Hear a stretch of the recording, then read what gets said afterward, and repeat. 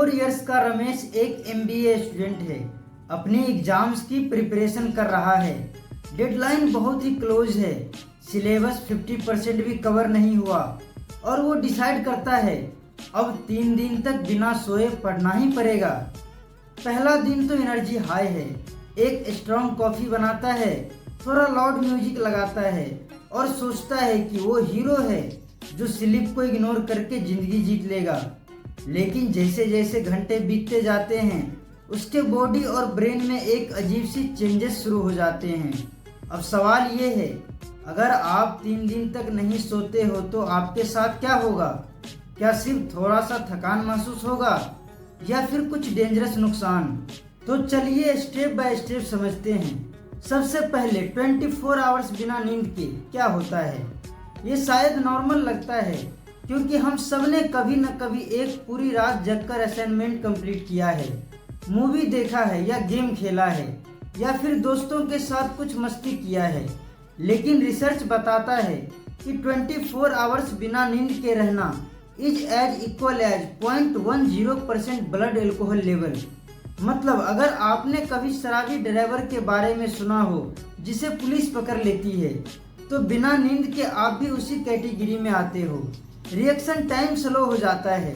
सोचो, आपको बॉल पकड़ने का एक सिंपल टास्क दिया जाए, नॉर्मली 1 सेकेंड में हाथ आगे आ जाता है, लेकिन 24 आवर्स बिना नींद के आप 2 से 3 सेकेंड लेट हो जाते हो। ड्राइविंग में भी ऐसा ही होता है। एकदम से रेड लाइट जलती है, ब्रेक मारना होता है पर आपके दिमाग से सिग्नल हाथ तक पहुंचने में देर लग जाती है। डिसीजन मेकिंग भी गड़बड़ हो जाता है।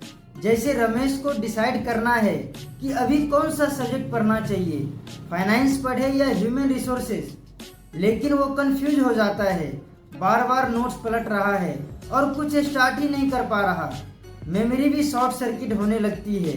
मतलब जो उसने कल पढ़ा था उसमें से आधा सिलेबस माइंड से ही क्लियर हो गया है और अब उसको दोबारा पढ़ना पड़ रहा है। ये सब सिर्फ एक दिन की नींद मिस करने के बाद होता है। अब बात करते हैं 48 आवर्स बिना नींद के क्या होगा, यानी second day of without sleep. अब सिचुएशंस थोड़ी सीरियस हो जाती है। अब रमेश के मूड स्विंग्स बढ़ने लगते हैं। कभी बिना वजह के हंसी आती है, कभी छोटी सी बात पे गुस्सा आ जाता है। ये इसलिए होता है क्योंकि ब्रेन के अंदर डोपामाइन और सेरोटोनिन जैसे केमिकल्स इम्बैलेंस हो जाते हैं।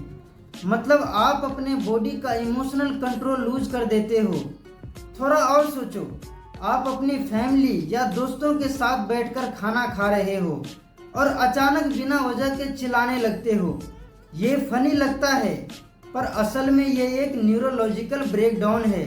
मेटाबॉलिज्म क्रैश करता है, इंसुलिन रेसिस्टेंस बढ़ जाता है, मतलब शुगर लेवल आपके कंट्रोल में नहीं रहता। इसी वजह से डॉक्टर्स बोलते हैं कि क्रोनिक स्लीप डिप्राइवेशन डायबिटीज का एक मेन कारण होता है। और सबसे स्कैरी चीज होता है हेलुसिनेशंस। रमेश अपने रूम में बैठे बैठे फील करता है कि दीवार पे कोई लिख रहा है या कोई उसको बुलाने की आवाज आ रही है, लेकिन एक्चुअल में वहाँ पे कुछ भी नहीं होता। ये इसलिए होता है क्योंकि ब्रेन थक चुका है और अपना वर्जन ऑफ रियलिटी डिस्टोर्ट कर रहा है। फिर आता है 72 आवर्स बिना नींद के, यानी third day of without sleep. यहाँ रमेश की बॉडी ऑलमोस्ट ब्रेकडाउन मोड में चली जाती है। इम्यून सिस्टम वीक हो जाता है। मतलब छोटी सी इन्फेक्शन भी अगर लग जाए तो भी बॉडी फाइट नहीं कर पाती। हार्ट रेट इरेगुलेट हो जाता है, कभी तेज कभी स्लो, और ब्लड प्रेशर अबनॉर्मल हो जाता है। ये स्टेज में स्ट्रोक और हार्ट अटैक का रिस्क बढ़ जाता है। और सबसे डेंजरस सिम्टम होता है मैक्रो स्लीप्स। मतलब आपको खुद भी नहीं पता चलता, लेकिन आपका ब्रेन 1 से 2 सेकंड के लिए शट डाउन हो जाता है। सोचो, अगर आप कार चला रहे हो और हाईवे पे ये मैक्रो स्लीप आ गया तो एक्सीडेंट ऑलमोस्ट गारंटीड है। एग्जाम हॉल में भी ऐसा हो सकता है कि आप एग्जाम लिख रहे हों और अचानक 2 सेकंड के लिए पेन हाथ से गिर जाता है। आप ब्लैंक हो जाते हो और फिर रियलाइज करते हो कि आप लिटरली सो गए थे एग्जाम हॉल में और आपको पता ही नहीं चला।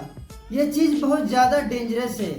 लिवर और किडनी में टॉक्सिन्स जमने लगते हैं क्योंकि बॉडी के पास डिटॉक्स और रिपेयर का टाइम ही नहीं है।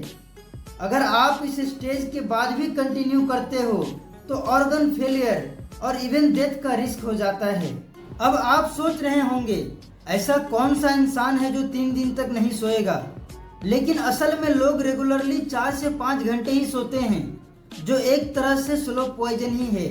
अब बात करते हैं इससे होता क्या है। इससे डायबिटीज का रिस्क डबल हो जाता है, हार्ट अटैक का रिस्क मल्टीपल टाइम्स बढ़ जाता है, मेमोरी लॉस और डेमेंशिया का चांसेस बढ़ जाते हैं, एंजाइटी, डिप्रेशन और मेंटल इलनेस का रिस्क भी हैवी हो जाता है।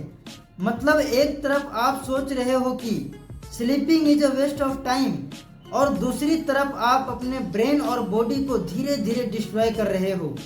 सोचो, आपका ब्रेन और बॉडी एक मोबाइल फोन की तरह है।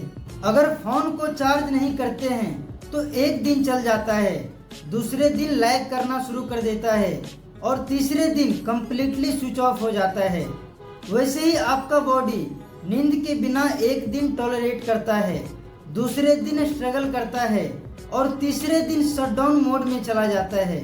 नींद एक कंफर्ट नहीं है, ये एक बायोलॉजिकल नेसेसिटी है। जैसे खाना और पानी जरूरी है, वैसे ही नींद भी जरूरी है। अगर आप उसको इग्नोर करते हो तो समझ जाओ कि आप अपनी जिंदगी के साथ खिलवाड़ कर रहे हो। तो अब से याद रखो, अगर आपको लगता है कि नींद टाइम वेस्ट है तो समझ लो कि आप अपने जिंदगी के इम्पोर्टेंट ईयर्स को खुद ही छोटा कर रहे हो। स्लीप एक लग्जरी नहीं है, बल्कि सर्वाइवल का फंडामेंटल पार्ट है।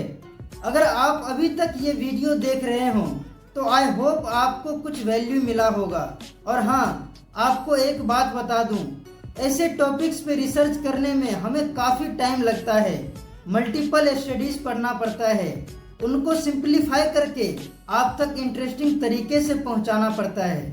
अगर आपको लगता है कि ये एफर्ट वर्थ इट है तो चैनल को सब्सक्राइब करके बेल आइकन नोटिफिकेशन को ऑन कर दें, ताकि हम वीडियो डालते ही आपको नोटिफिकेशन मिल जाए।